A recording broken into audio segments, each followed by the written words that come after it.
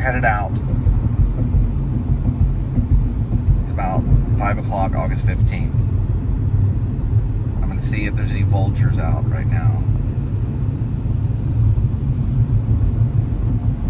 We're going to see really quick.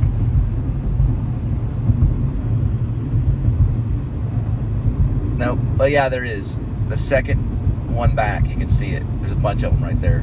See them? All right, kids. It looks like we're going to check out that homicide board. See if this guy will let me. Boy, he's got a pretty funky car. And we're off. Here we go. It's another wonderful day. Leaving the Carrollton, Louisville area. And headed to good old South Lake. And usually every day I take this little curve, if you're familiar with my show. I keep on going here, and I run into a thing I call the homicide board.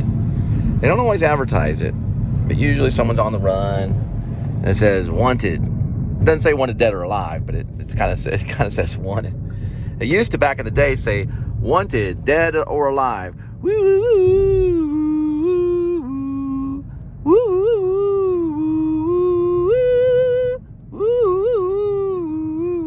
Okay, this one now says all superheroes, not all superheroes wear capes.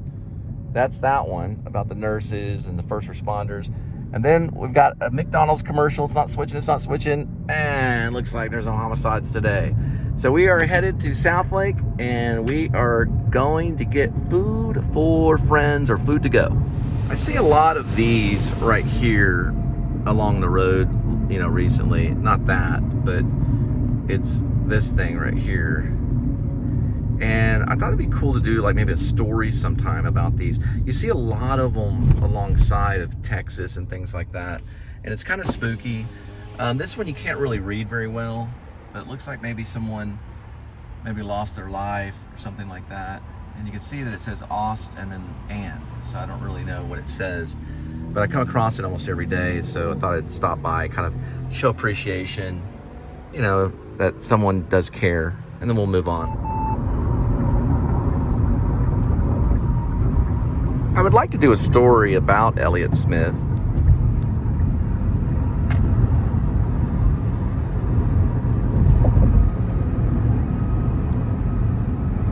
And the reason why is because I think he had kind of a charmed life, Elliott Smith.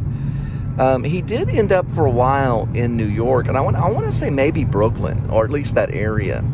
And he ran off from Hollywood, or from Echo Park, which is basically kind of an area of Hollywood.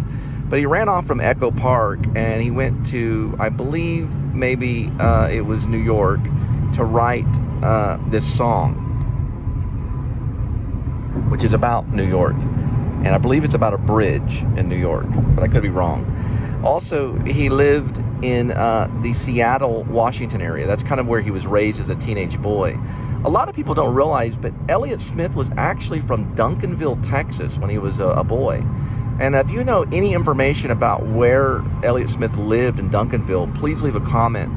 I'd like to maybe go to his house and vlog where he lived as a little boy, or at least the area, and try to find it. Okay?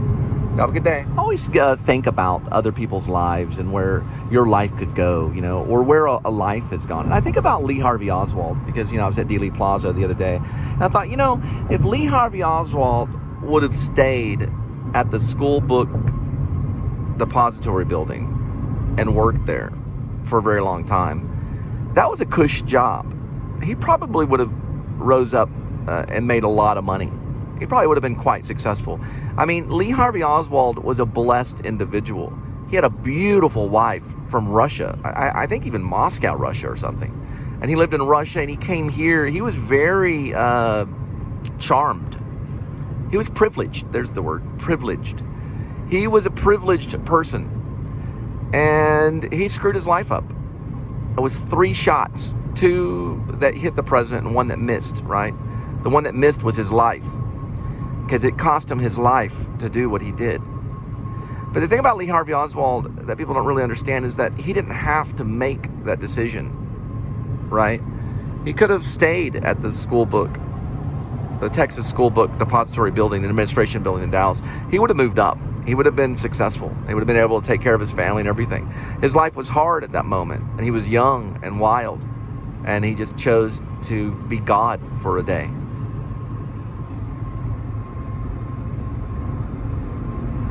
So I'm at Subway, and I'm gonna go get a hot dog at 7-Eleven because the parking sucks over there at that 7-Eleven.